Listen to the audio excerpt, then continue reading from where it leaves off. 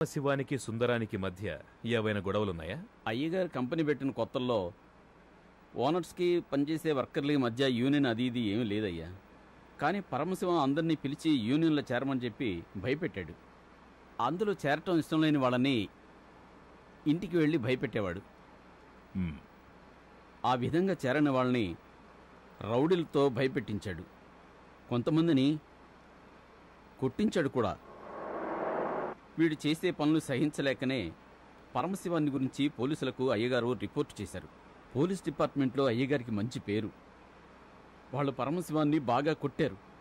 ఆ రోజు పరమశివం అయ్యగారి మీద పగ తీర్చుకుంటానని చెప్పాడు. వాడు చెప్పినట్టే చేశాడయ్యా.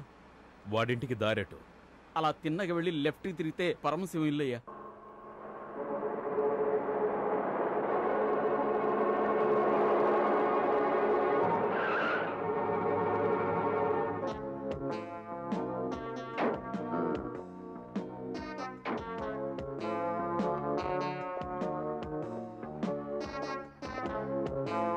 నమస్కారం. రండి రండి. మిస్టర్ పరమశివం? నేనే. నువ్వా? నేనే పరమశివం మేనేజర్ అని చెబుదాం అనుకున్నా. అయినా ప్రాబ్లం ఏంటి? ఇప్పుడు నువ్వే ప్రాబ్లం. ఆయన్ని కలవాలి. నాతో చెబితే చాలు. కాలేజీ సీటా లేకపోతే మంత్రిని చూడాలా ఇంకేమన్నా? వెనక్కెళ్ళవయ్యా. కొంచెం కూడా మర్యాద లేకుండా మీద పడతావేంటి? వెళ్ళవయ్యా, ఆయన పిల్లు. ఈసారి ఎవరో కేసీ రాజా, ఎంఏబిఎల్, సుప్రీంకోర్టు వకీల్. తండ్రి పేరు చంద్రశేఖర్. పాపం 8 ఏళ్ల క్రితమే చనిపోయారు. సొంత ఊరు కావలి. 80 ఎకరాల పొలం.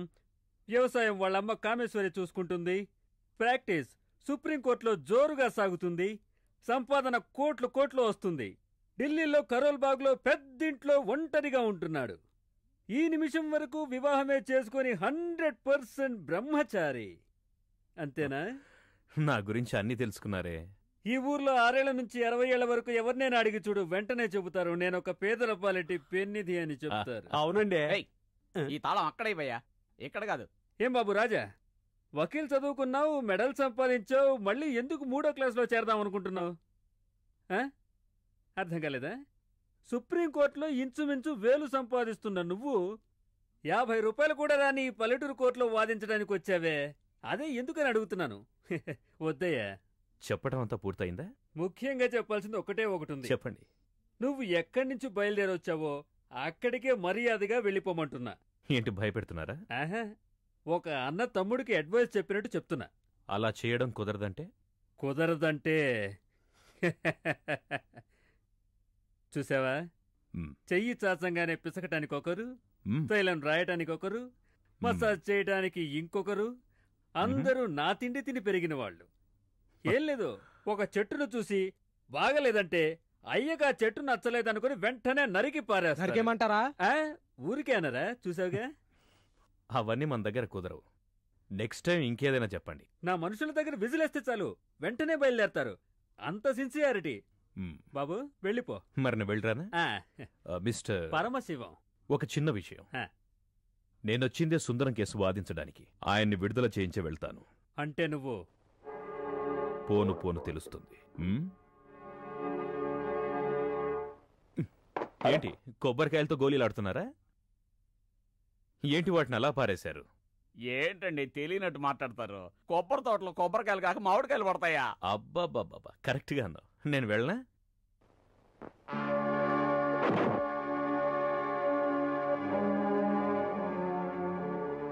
ఆయనేదో కొబ్బరి బొండాలు విసిరితే సరే అనుకున్నాను. నువ్వేంట్రా ఇలా? గొడవా? గొడవా? అయితే నేను రెడీ.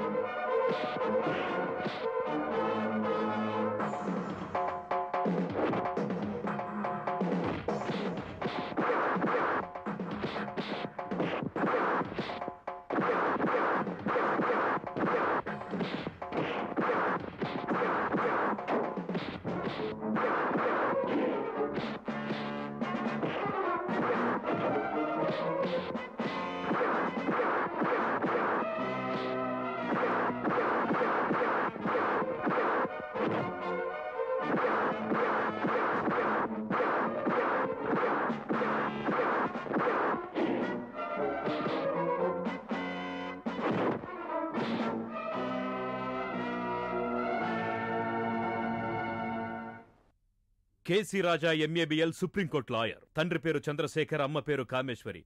ఓహో అని ప్రాక్టీస్, కావలసినంత డబ్బు. ఇన్ని తెలుసుకున్న నువ్వు ఒకటి మాత్రం తెలుసుకోలేకపోయావు. అరే పూర్ పరమశివం, వంగిన చెట్టుని నరికించగలవురా నువ్వు, కాని నిటారుగా ఉన్న చెట్టును కూడా వంచగలను నేను. ఇంకోసారి సుందరం కేసులో తలదూర్చావో ప్రాణం తీస్తా.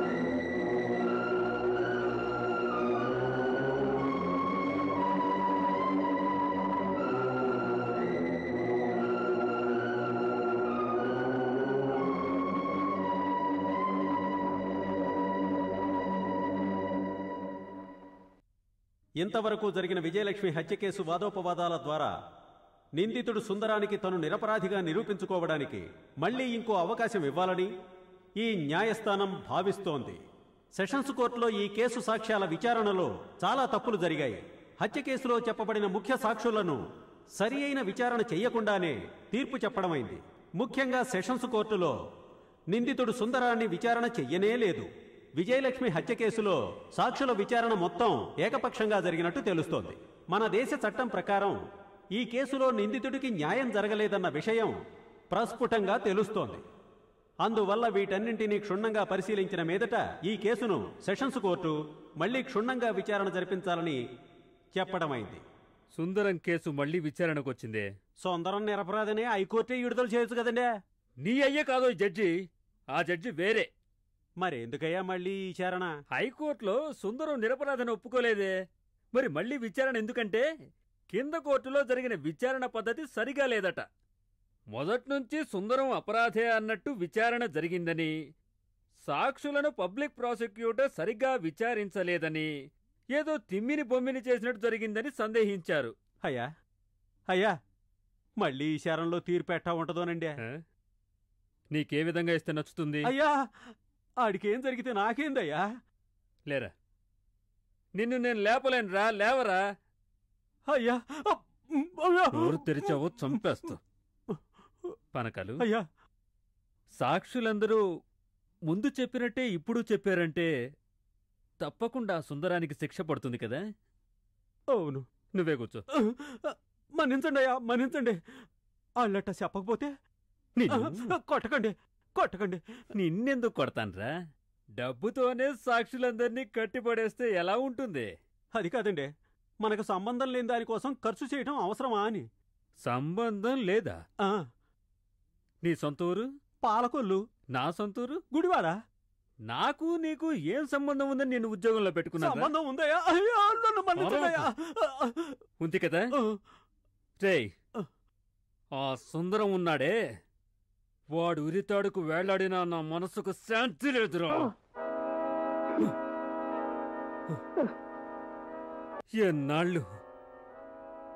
ఎన్నాళ్ళు నేను లాకప్లో పడున్నాను. ఎంత చిత్రవద అనుభవించాను నేను. ఎన్నాళ్ళు కడుపుకు తినకుండా ఉన్నాన్రా. ఆనాడు వాడు రాజైతే ఇవాళ నేను చక్రవర్తిని. నా సొమ్మంతా ఖర్చైనా పర్వాలేదు. అవునరా, ఆఖరి పైసా అయిపోయేంత వరకు నా పగ. పనకాలు అయ్యా వెంటనే